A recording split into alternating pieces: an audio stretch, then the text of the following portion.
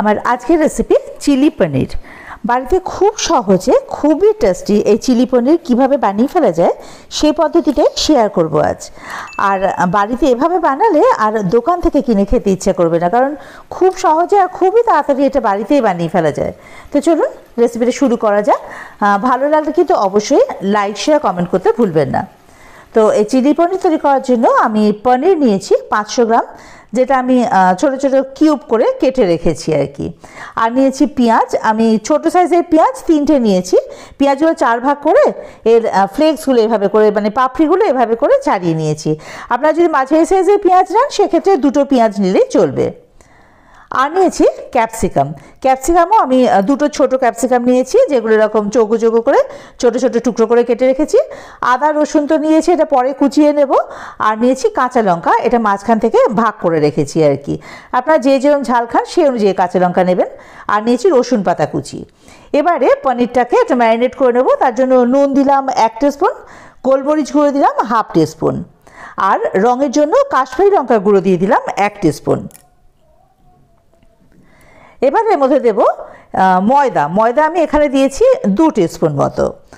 আর cornflour দেব, সেটাও ওই 2 teaspoon দিয়ে দেবো। এবারে এটাকে আমি খুব ভালোভাবে মেখে নেব। মানে অনেক সময় কর্নফ্লাওয়ার ময়দার একটা ব্যাটার তৈরি করে তার মধ্যে পনিরগুলো ডিপ করে করে ভাজা হয়। তো আমি সেদিকে আর যাইনি, কারণ ব্যাটারটা বেশি ঘন হয়ে গেলে একটা কীরকম কোটটা বেশি পড়ে যায়, কোটিংটা আবার পাতলা হয়ে গেলে সেটা তেলের মধ্যে ছেড়ে ছেড়ে যায়। কাজে আমি আর ওই পথেই হাঁটিনি, সমস্ত কিছু একসঙ্গে পনিরের সঙ্গে খুব ভালো করে মেখে নিয়েছি আর কি। তেল দিয়ে, জলের বদলে একটু তেল দিয়ে খুব ভালোভাবে মেখে নিয়েছি, যাতে ময়দা কর্নফ্লাওয়ার এগুলো প্রত্যেকটা মানে পনিরের পুরো গায়ে ভালোভাবে কোট করা হয়ে যায়। এই যে দেখুন খুব সুন্দরভাবে মাখা হয়ে গেছে। এবারে আমি একটা সস তৈরি করে নেব। তার জন্য একটা বাটিতে আগে নিয়ে নিলাম ভিনিগার, 1 টিস্পুন ভিনিগার নিয়েছি। আর সয়া সস নিয়েছি 1 teaspoon, chilli sauce green chilli sauce নিয়েছি আমি, সেটাও নিয়েছি 1 টিস্পুন। আর টমেটো সস আমি এখানে 3 টিস্পুন নিয়েছি। এই সসটা আগে তৈরি করে নিলে রান্নার সময় খুবই সুবিধা হয়। তো এবারে কর্নফ্লাওয়ার নিয়েছি আমি 1 টিস্পুন।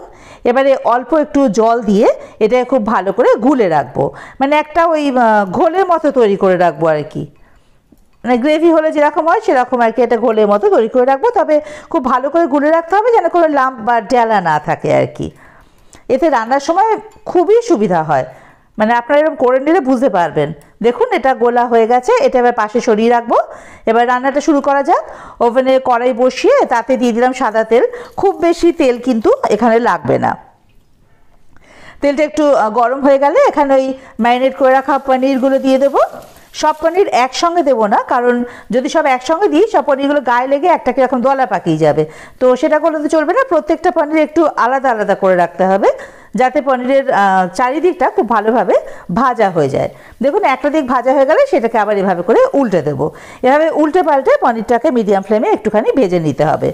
দেখুন এগুলো ভাজা হয়ে গেছে, কোটটা বুঝতে পারছেন কি সুন্দর কোটিং হয়েছে প্রত্যেকটা পনিরের গায়ে। এটা ভাজা কিন্তু হয়ে গেছে কমপ্লিট। এবারে এগুলো একটা আলাদা বাটিতে তুলে রাখবো এবং বাকি পনিরগুলো ঠিক এভাবে করেই ভাজবো। তো এবার এগুলো তুলে রাখার পালা। একটা ঝাঁঝরি মতো হাতা নিয়ে তার মধ্যে এগুলো তুলে নেবো, যাতে এক্সেস অয়েলটা আর কি পড়ে যায়। দেখুন পনিরগুলো তুলে রাখলাম। এবারে এইভাবে অন্যান্য মানে বাকি পনিরটা আমি আরও 2টো ব্যাচে মানে মোট 3টে ব্যাচে পনিরগুলো ভেজে নিয়েছি আর কি।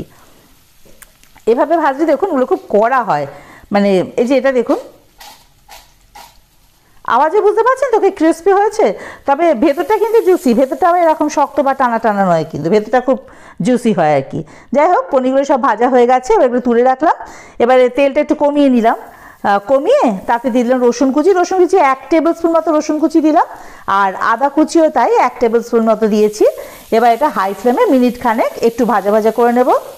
এইবারে এর মধ্যে দিয়ে দেবো পেঁয়াজের ফ্লেক্স, যেগুলো আমি আলাদা করে রেখে দিয়েছিলাম সেই পেঁয়াজের ফ্লেক্সটা দেবো। ফ্লেমটা কিন্তু হাইতেই থাকবে, কারণ চাইনিজ রান্নাগুলো হাই ফ্লেমেই কিন্তু হয়। এবার এটাকে খুব ভালোভাবে মিশিয়ে একটুখানি ভাজবো, তবে নরম যেন একদম না হয়ে যায়। তেলটা একটু বেশিই কমিয়ে ফেলেছি, তার জন্য আরও একটু তেল নিয়ে নিলাম, কারণ একদমই কম হয়ে গেছিলো তেল।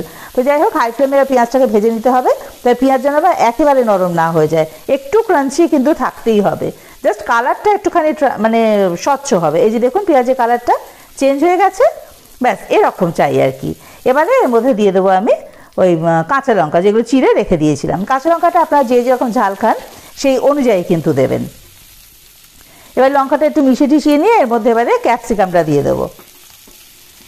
এবারে সব কিছু একসঙ্গে আরও মিনিট খানেক একটু ভাজা ভাজা করে নেবো, যাতে এর কাঁচা ব্যাপারটা চলে যায়। কিন্তু আবার দেখতে হবে যেন একদম নরম না হয়ে যায়, তাহলে কিন্তু এই চিলি পনির বলুন বা চিলি চিকেন সেগুলো কিন্তু ভালো লাগে না নরম হয়ে গেলে। তো এবারে এর মধ্যে দিয়ে দেবো স্বাদ মতো নুন আর মিষ্টি। আমি এখানে 1.5 টিস্পুন থেকে একটু কম নুন দিয়েছি, আর চিনিও দিয়েছি 1.5 টিস্পুন মতো। আপনারা কিন্তু নুন আর মিষ্টিটা আপনাদের স্বাদ অনুযায়ী দেবেন আর কি, আর ঝালটাও তাই, আপনারা যে এখন ঝাল খান এই অনুযায়ী দেবেন। তো সব কিছু এবার আবার একসঙ্গে খুব ভালো করে মিশিয়ে নেব। এইবারে এর মধ্যে দেব ওই কাশ্মীরি লঙ্কার গুঁড়ো, কারণ আমি তো রেড চিলি সসটা ইউজ করিনি, যার জন্য কালারটা তো আসবে না। আমি গ্রিন চিলি সস দিয়েছি, তো সেই জন্য কালারটা আনার জন্য আমি এখানে কিন্তু কাশ্মীরি লঙ্কার গুঁড়ো দিয়েছি 1 টিস্পুন। আপনারা রেড চিলি সস ইউজ করলে সেক্ষেত্রে আর কিন্তু আপনাদের এই কাশ্মীরি লঙ্কার গুঁড়ো দেওয়ার দরকার নেই গ্রেভিতে। এবারে সসটা দেওয়ার পালা, যে সসটা তৈরি করে রেখেছিলাম ওটা চামচ দিয়ে আবার একটুখানি নাড়িয়ে নেবো, কারণ কর্নফ্লাওয়ার দেওয়া আছে তো, কর্নফ্লাওয়ারটা তলায় থিতিয়ে যায়, যার জন্য একটু নাড়াচাড়া করে নিয়ে গুলিয়ে নিয়ে তারপরে এটার মধ্যে দিয়ে দেবো। আর দেবো আর একটুখানি জল, কারণ একটু গ্রেভি রাখবো আমি। এবার এটা ফুটে ওঠা অবধি অপেক্ষা করব। দেখো তো সসটা এই জন্য আমি একসঙ্গে তৈরি করে নিয়েছিলাম, যাতে দেওয়ার সময় আর কোনো প্রবলেম হয় না, একবারে দিয়ে দেওয়া যায়। এই সময়ে নুন মিষ্টিটা একটু চেক করে নেবেন ঠিক দেওয়া হয়েছে কিনা। আমারটা একদম পারফেক্ট আছে, আমার কোনো অসুবিধা নেই।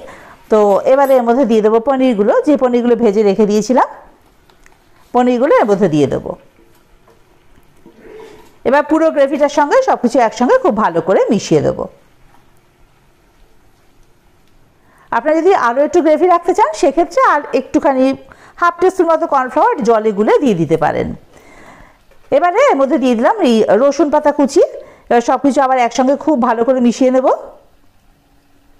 দেখুন প্রায় রেডি, দেখতে একদম দোকানের মতো হয়েছে না, খুব সুন্দর হয় দেখতে, কেন খেতেও খুব ভালো হয়, আর খুব তাড়াতাড়ি হয়েও যায় এটা।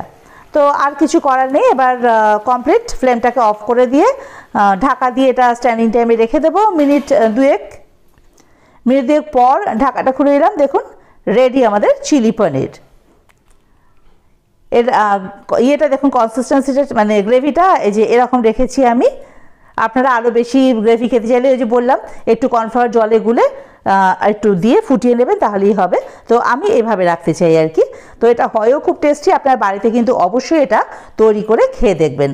আর আমার চ্যানেলটা সাবস্ক্রাইব না করা থাকলে চ্যানেলটা সাবস্ক্রাইব করে দেওয়ার অনুরোধ রইল।